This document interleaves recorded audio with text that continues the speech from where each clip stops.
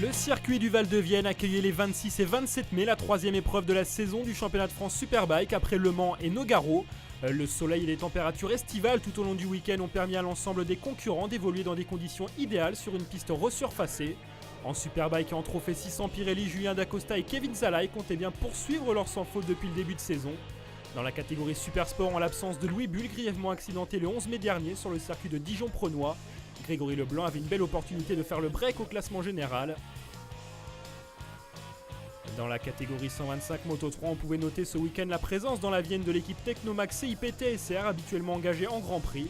Mais après avoir dominé les essais du vendredi et du samedi matin, Alan Techer et Kenta Fuji ont dû renoncer à disputer la course du dimanche. En effet, suite au contrôle technique, les deux machines de GP ont été déclarées trop bruyantes pour le championnat de France. La tolérance sonore étant plus importante en Grand Prix, on en a tout de même profité pour découvrir Alan Techer, 17 ans, et le japonais Kenta Fuji, 18 ans, qui effectuent cette année leur début en championnat du monde Moto 3. Je suis grassois, donc moi j'ai commencé la moto à l'âge de 4 ans. Donc j'ai commencé sur un Piwi, j'ai fait mes premières courses en finissant dernier. Ça comme tout le monde, il faut bien un début à tout. Après je suis parti au championnat de France en 150 mini-bike au sein de la fédération. Après je suis parti au championnat d'Espagne en Metraki 70, donc une formule complètement à part. Et après je suis revenu en 2009 en championnat de France 125 Challenge de l'avenir. Je fais une saison correcte. Après j'ai fait l'équipe de France. Et toujours au sein de l'équipe de France, toujours au sein de la fédération. Et après en 2010-2011, j'ai fait la Red Bull Rookie Cup où 2010 c'est un peu une année noire et où je me casse le bras à la première course. Et en 2011 où je fais 4 podiums dont 2 victoires. Alors vous êtes passé par le Challenge de l'avenir au tout début de votre carrière. Est-ce que c'est une bonne formule pour débuter en moto ? Écoutez, c'est une très bonne formule parce qu'on a un soutien technique au niveau mécanique et technique au niveau pilotage. Donc ça c'est important. Après on roule sur des circuits où il y a des références au niveau chrono, donc ça on peut savoir où on se situe, donc c'est plutôt pas mal. J'ai débuté ma carrière à 11 ans en intégrant une école de pilotage. J'ai ensuite effectué mes débuts en compétition et rapidement j'y ai pris beaucoup de plaisir et trouvé ça très intéressant. J'ai poursuivi mon apprentissage dans le cadre du championnat japonais. Cette année, c'est ma première saison en Grand Prix. L'objectif est d'être rapide, de marquer des points. Et pour mon premier Grand Prix national à Motegi, essayer de terminer sur le podium.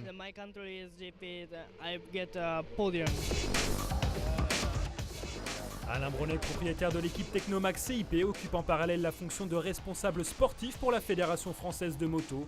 Au sein de la filière fédérale, cet ancien pilote de Grand Prix dans la fin des années 80, début des années 90, gère la détection des jeunes pilotes pour la FFM et s'occupe de la formation des pilotes du Challenge de l'avenir en championnat de France 125. Le Challenge de l'avenir, c'est une des parties de la filière vitesse, c'est-à-dire qu'à partir de 13 ans, en championnat de France, on peut commencer en 125 et l'idée c'est de donner aux parents une aide technique parce que c'est vrai que la technique moto est un petit peu compliquée et de donner aux pilotes une aide en technique aussi en pilotage. Faire progresser le plus rapidement possible les pilotes et effectivement on s'aperçoit qu'on a quand même de très bons résultats puisque Louis Rossi est passé par Challenge de l'avenir et l'équipe de France et donc il a fait une tellement belle perf la semaine dernière que c'est fantastique.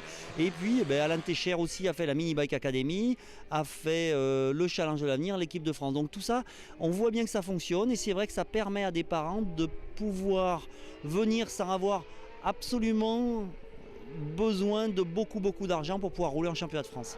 Comment se déroule justement la détection ? Il y a plusieurs journées qui sont organisées chaque année pour détecter de jeunes pilotes. Oui, effectivement. Alors, donc moi, en tant que responsable sportif de la fédération, je me déplace sur des circuits de championnat de France 50 cm3, 80 cm3. Et après, on fait des grosses réunions au mois d'août sur la piste du pôle mécanique d'Alès, organisée par la fédération.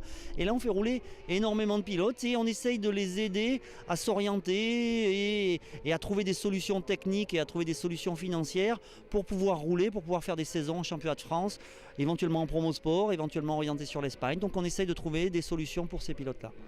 Combien de pilotes sont engagés cette saison en Challenge de l'avenir et quel est le soutien apporté par la fédération tout au long de la saison ? Alors il y a 10 pilotes, donc aujourd'hui au Vigan il y a 26 pilotes dans la catégorie 125 Moto 3, c'est mixte, hein, et il y a 10 pilotes qui sont au Challenge de l'avenir, donc c'est très intéressant. Et après, la suite des événements, c'est que tous ces pilotes vont être invités au mois d'août pour rouler sur une Moto 3, donc la Moto 3 de l'équipe de France, organisée, donc cette détection va être organisée par la Fédération française de moto. Et la deuxième étape, c'est de retenir 3 pilotes et de continuer à faire une deuxième détection. Tout ça pour que le pilote qui va être sélectionné et qui va arriver en Espagne aura une bonne pratique sur la Moto 3. Une formation qui porte ses fruits, en témoigne la victoire de Louis Rossi la semaine précédente lors du Grand Prix de France Moto 3 au Mans. Louis Rossi par exemple est un garçon que nous avons soutenu année après année, et le voir sur la plus haute marche du podium au Mans la semaine dernière, c'était vraiment un immense plaisir. Toujours dans la catégorie 125 Moto 3, le Parisien Christophe Arciro, 18 ans, a pris le pari de disputer la saison 2012 au sein d'une équipe italienne, elle de Chiati Racing, qui engage également Kevin Callier et Riccardo Rossi en championnat italien Moto 3. L'équipe est dirigée par l'expérimenté Valerio Sbarra, connu dans le milieu de la compétition moto, pour avoir fait rouler au début de leur carrière en Grand Prix Alvaro Bautista, Hector Barbera ou encore Mattia Pasini. Pour sa 3e saison en championnat de France 125, Christophe Arciro dispose d'une équipe qui peut lui permettre de franchir un cap dans sa carrière. J'ai commencé la moto il y a 4 ans, à 15 ans. Puis après, avec mon père, on a roulé pendant 3 années. Et après, on a vu que c'était difficile pour les tâches de mon père. Et on a vu qu'il fallait un team pour vraiment être devant et pour être regardé, quoi.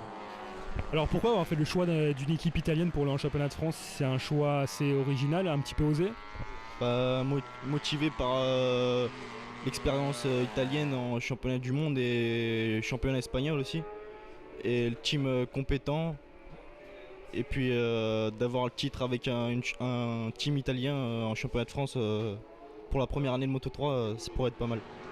Et il y a la possibilité justement avec cette équipe italienne, l'équipe Chiati Racing, de disputer quelques courses en championnat italien, qui est un championnat très relevé. Quelques courses en championnat italien, ouais, on me l'a proposé encore hier. Puis ouais, ce serait pas mal de faire quelques courses, les dernières courses en championnat italien et quelques courses en championnat espagnol aussi. Quel est l'objectif cette saison? Quelques podiums, voire des victoires? Remporter les courses avec un team italien pour la première année Moto 3 en championnat de France, ça pourrait être pas mal. Ouais. Dimanche pour la course 125 Moto 3, on retrouve Christophe Arciro sur la 2e ligne en 4e position sur la grille de départ. Devant lui sur la première ligne, en l'absence des 2 machines du CIP, Jules Danilo, vainqueur à Nogaro sur la Moto 3 numéro 95, est en pole position, avec à ses côtés Jimmy Petit numéro 3 et son frère Simon Danilo numéro 41 sur des 125 de temps. 12 tours à couvrir et à l'extinction des feux, Enzo Boulom numéro 125 et Christophe Arciro numéro 93 entrent en tête dans le premier virage.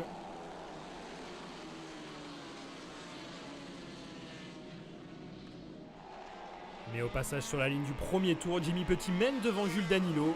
Enzo Boulom, passé sur une Moto 3 ce week-end après avoir débuté la saison sur une 125, réalise un excellent début de course malgré sa 8e place sur la grille de départ et franchit le premier tour en 3e position devant Christophe Arciro 4e et Robin Hahn, vainqueur au Mans 5e. Simon Danilo 3e sur la grille passe dernier au premier tour suite à un problème juste avant le départ sur sa KTM 125. Dans le 3e tour, Jules Danilo prend la tête devant Jimmy Petit. Enzo Boulom part à la faute et abandonne.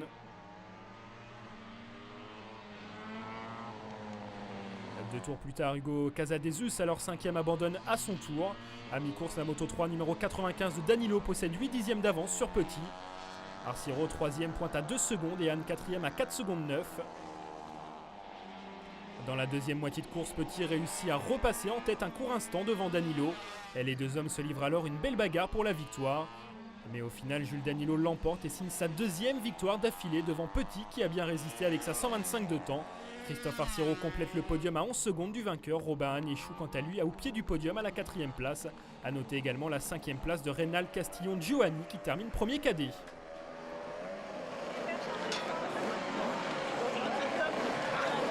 J'ai raté mon départ comme d'habitude. Donc le temps que je double, Jimmy était déjà devant avec un petit... je sais pas, peut-être 5 dixièmes d'avance. Et donc j'ai commencé à remonter. Puis je l'ai doublé, on s'est un peu battu. Au final, dans le dernier tour, je fais mon meilleur chrono. Donc j'ai pu prendre un peu de distance. Et voilà, je suis vachement content. Au classement provisoire, Robin conserve la première place mais ne compte plus que 2 points d'avance sur Jimmy Petit et 8 sur Jules Danilo.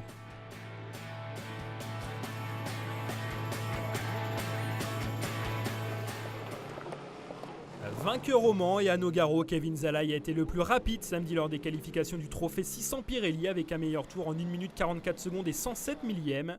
Florent Tourné numéro 30 est deuxième devant Maxime Cudeville troisième. Sur la deuxième ligne, on retrouve Gabriel Ponce numéro 3, Dylan Kéroche numéro 29 et Thibaut Bertin numéro 8. 38 pilotes sont au départ. Et dès le premier virage, une chute collective impliquant 8 pilotes oblige la direction de course à sortir le drapeau rouge.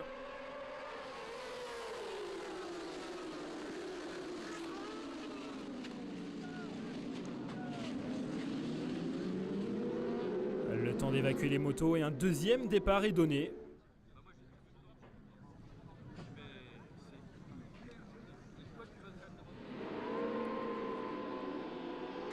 Gabriel Ponce, parti depuis la 4e place, réalise le meilleur départ et boucle le premier tour en tête devant Thibaut Bertin.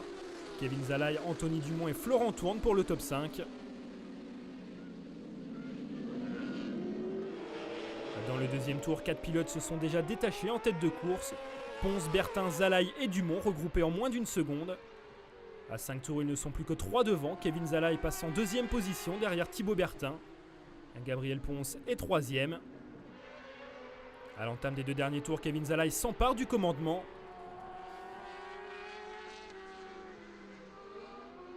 Et à l'arrivée, Kevin Zalaï s'impose pour la 3e fois cette saison à l'issue des 12 tours de course avec moins d'1 seconde d'avance sur Thibaut Bertin 2e. Gabriel Ponce prend la 3e place, Dumont termine 4e devant Cudeville 5e. J'ai loupé mon départ un peu, donc je suis parti 4e. Puis petit à petit, je suis remonté. C'était une course difficile parce qu'il fait chaud. Mais sinon, je me suis bien battu avec Thibaut. Puis après, j'ai réussi à faire la différence sur la fin. Je ne connaissais pas le circuit du Vigan arrivé vendredi. Donc j'ai découvert le circuit en 2 heures, comme ça. Donc très content d'une 2e place. Fort de ses 3 victoires en 3 courses, Kevin Zalaï domine le championnat avec 25 points d'avance sur Thibaut Bertin et 35 points sur Gabriel Ponce.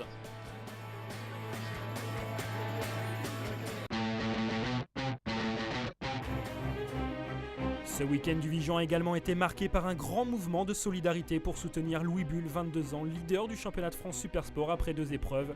Grièvement blessé le 11 mai dernier sur le circuit de Dijon-Prenois à l'occasion d'une journée d'essai. Victime de multiples fractures au bassin, aux côtes et à une vertèbre, le pilote de natage dans l'Ain a également été brûlé au 3e degré.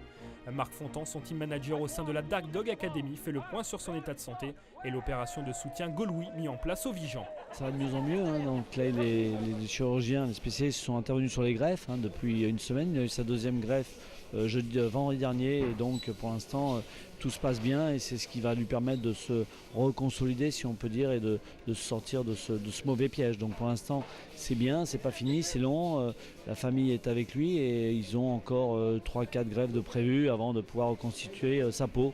Quant aux fractures qu'il a eues, il va falloir attendre, c'est le temps qu'il fait. Bien sûr il est suivi, il est soigné, il est opéré, mais maintenant c'est le temps qu'il va faire. Donc pour l'instant son état est plutôt encourageant parce que stable et ça va dans le bon sens.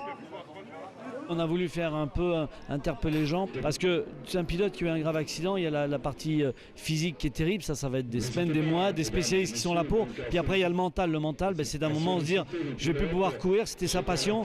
Donc pour ça c'est ce goal Louis, c'est faire voir qu'autour de lui tout le monde est là pour l'accompagner, l'encourager. C'est que ça reste un cliché fort pour lui, pour dire voilà go, Louis t'es là, on t'attend et puis on pense à toi, t'es pas oublié comme souvent un pilote il se retrouve dans sa chambre d'hôpital avec ses blessures et puis plus personne autour de lui parce que c'est très éphémère et donc c'est pour dire qu'on est là pour l'accompagner et accompagner sa famille aussi. En l'absence de Louis Bull, Grégory Leblanc a réalisé lors des qualifications sa première pole position de la saison en 1:41.547. Auteur du 2e meilleur chrono, Mathieu Lagriffe, blessé au coude gauche lors d'une chute samedi après-midi, part à nouveau à la faute dimanche matin lors du warm-up. Le pilote du GMT 94 est contraint de déclarer forfait pour les 2 courses.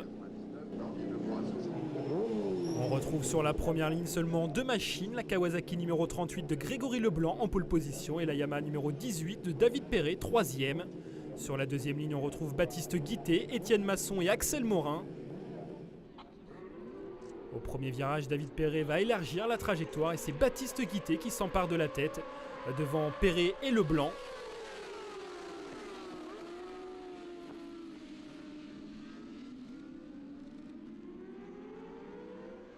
Mais dans le troisième tour, la Kawasaki numéro 38 de Leblanc passe en tête devant Perret, Guité, Morin et Masson, 5e.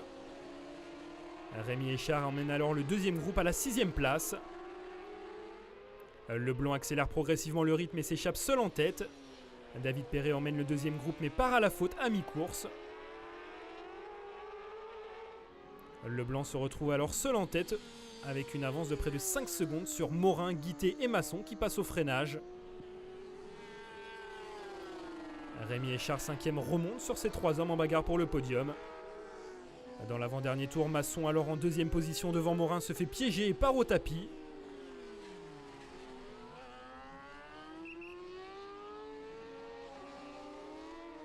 Au final, la victoire revient à Grégory Leblanc, sa 3e victoire de la saison. Axel Morin prend la 2e place à 6 secondes 2 et pour la 3e place, c'est finalement Rémi Échard qui a le dernier mot face à Guité et Enjolras pour son premier podium de la saison. J'ai pas fait un très bon départ, j'ai la moto a cabré donc je me suis retrouvé 3. J'ai essayé de passer David, mais David avait compris qu'il fallait que si je passais devant, j'allais m'échapper. Donc j'ai un peu forcé la porte. Les 2 premiers tours c'était tendu et une fois que je me suis mis en tête, je me suis calé sur mon rythme. Voilà, et puis j'ai fait 4-5 tours rapides, j'ai pris de l'avance. Et je voudrais dédier cette course à Louis Bull parce que c'est vrai qu'il nous manque sur la piste et j'espère qu'il va se remettre vite. Dans la deuxième course Super Sport, Grégory Leblanc prend le meilleur départ devant David Perret. Masson est 3e devant Guité et Morin.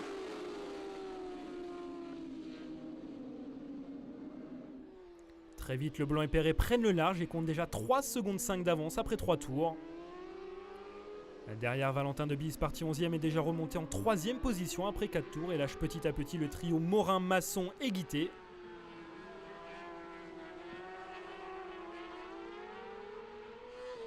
À mi-course, Leblanc et Perret comptent 3 secondes d'avance sur Debise, qui est l'homme le plus rapide en piste à cet instant. Plus loin, Masson, Morin et Guité se disputent la 4e place et termineront dans cet ordre. À l'entame des 2 derniers tours, David Perret attaque Grégory Leblanc au bout de la ligne droite et s'empare de la tête pour la première fois dans cette deuxième manche. Debise 3e est trop loin pour jouer la victoire avec les 2 hommes de tête dans le dernier tour.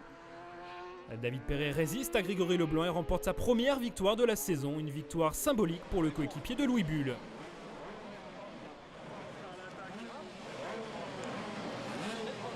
Je me suis senti tout de suite à l'aise dès le départ. J'ai vu Greg qui était aussi à l'aise et avec les conditions qu'il y avait comparé à ce matin, je savais que ça allait glisser en fin de course. Et on se faisait de grosses glisses à la fin, mais j'ai su garder économiser mon pneu pour les derniers tours pour vraiment l'attaquer les 2 derniers tours. Debise prend une belle 3e place après un week-end difficile. C'est pas mal, surtout qu'on a eu pas mal de galères avec des problèmes de roues. Après, quand on est arrivé sur le circuit, on a cassé le moteur, donc j'ai dû aller chercher un moteur à 3 heures du circuit. Donc j'en ai chié, j'ai pas dormi du week-end. J'ai dormi dans le camion parce que j'ai oublié de réserver mon hôtel. Il est arrivé plein de trucs, mais au final, on fait 3 podium, donc c'est super cool. L'équipe elle est super contente. Et voilà, je remercie tout le monde et tout ce qu'on fait, c'est vraiment extraordinaire. Donc voilà, c'est super cool. Au classement provisoire, Grégory Leblanc prend le large avec 135 points. Grâce à sa victoire en deuxième manche, David Perret possède désormais 76 points et devance Axel Morin et Étienne Masson.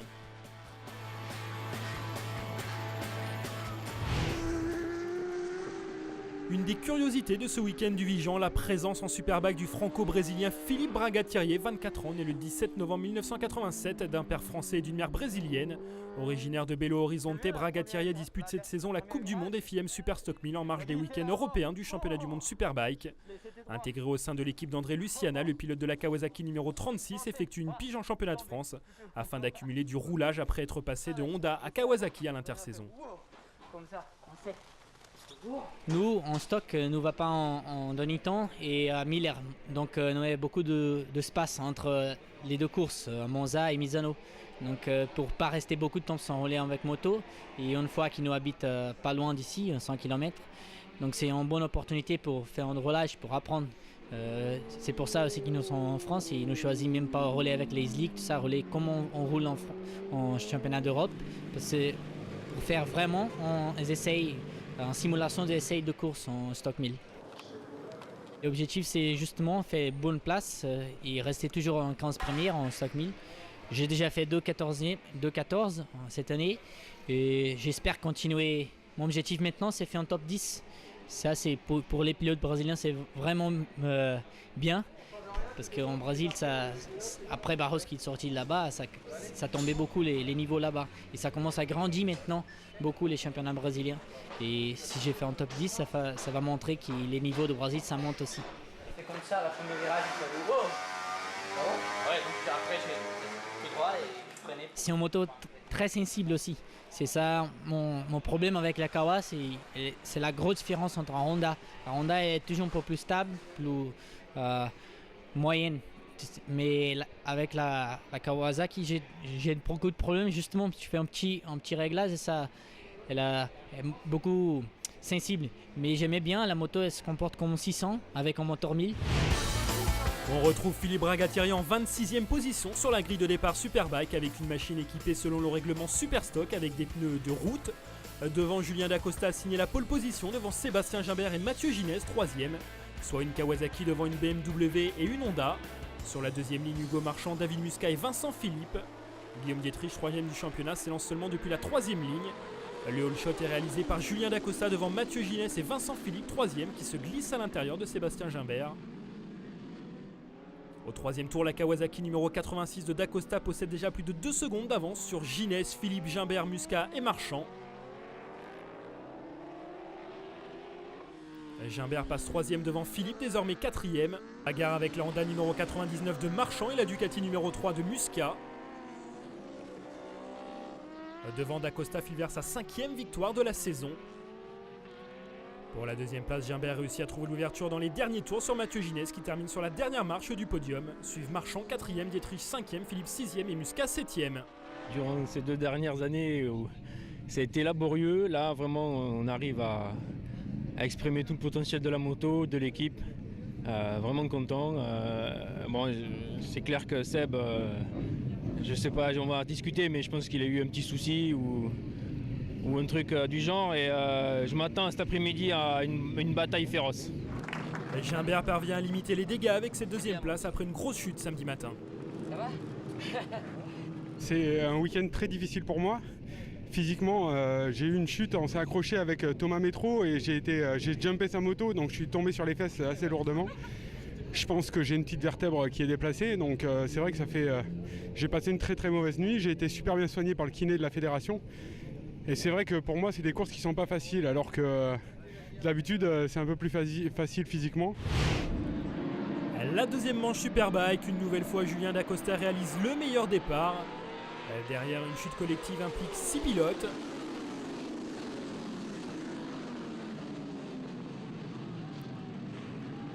Conséquence de cette chute, entrée en piste du safety car, la course est neutralisée pendant 3 tours.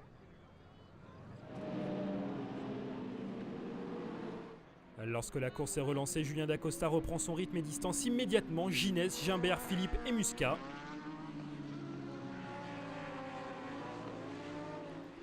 À 4 tours de l'arrivée, coup de théâtre, Sébastien Gimbert 2e part à la faute.